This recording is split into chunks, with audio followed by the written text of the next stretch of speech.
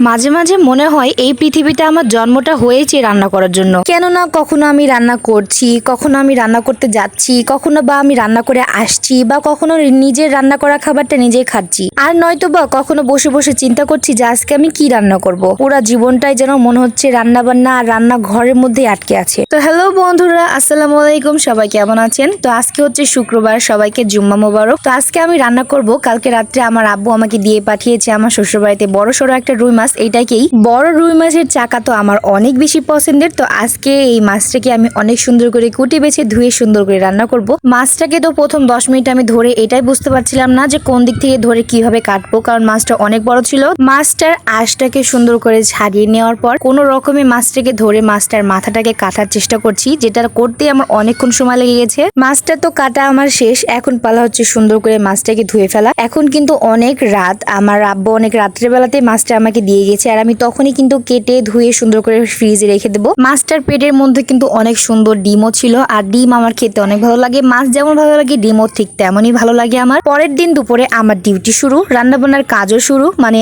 এত সুন্দর সুন্দর করে আমি লাল লাল করে মাছগুলোকে ভাজছিলাম, দেখে কিন্তু অনেক সুন্দর লাগছিল। এই তো 2-3 দিন আগেই মাগুর মাছ ভাজার সময়তে হাতটা একটু পড়ে গেছিল, যেটা ক্যামেরার সামনে হালকা দেখা যাচ্ছে। আমার শাশুড়ি আমাকে বারবার বলছিল একটু সাবধানে মাছ ভেজো, সেই দিনের মতো আবার যেন আজকেও হাতটা পুড়িয়ে ফেলো না। একদিকে হচ্ছিল মাছ ভাজা, আর একদিকের হাঁড়িতে ছিল ভাত, মানে দুইটা একসাথে। একটু পরে আমার শাশুড়ি এসে আমাকে বলে তোমাকে আর রান্নতে হবে না, তুমি ওঠো, এবার আমি রান্না করি। তারপরে আমার শাশুড়ি শুরু করে দেয় রান্না বান্না, আর আমাকে বলে তুমি গা গোসল দিয়ে আসো, সবাই মিলে একসাথে আজকে শুক্রবার দিন খেতে বসতে হবে। তো আজকে আমাদের বাসাতে 2 ধরনের মাছ রান্না হবে, একটা হচ্ছে ছোট মাছ আর একটা হচ্ছে বড় মাছ। ছোট মাছ কিন্তু আমার শ্বশুর শাশুড়ি অনেক পছন্দ করে। আমার শাশুড়ি রান্না বান্না এইদিকে প্রায় শেষের দিকে, কচুগুলা দিয়ে দিয়েছে একদম মশলার ভিতরে, কি সুন্দর করে কষিয়ে নিচ্ছে। আর এখন চলে যাবো আমি গোসল করতে। গোসল করে আসার পরে আমার শাশুড়ি ভাত আমার জন্য প্লেটে তুলে রেখেছিল, আর বড় মাছের মাথাটা আমি নিজে হাতে আমার প্লেটে তুলে নিলাম। এই ছিল আজকে শুক্রবারের দুপুরটা, আমার খুব সুন্দরভাবে হাসি খুশি ভাবে কেটে গেছে। তো আজকের আমার এই ছোট্ট ভিডিওটা আমি এখানেই শেষ করছি। সবাই খুব ভালো থাকবেন, আমার জন্য দোয়া করবেন। ভিডিওটা ভালো লাগলে নিশ্চয়ই লাইক কমেন্ট শেয়ার করবেন। আল্লাহ হাফেজ।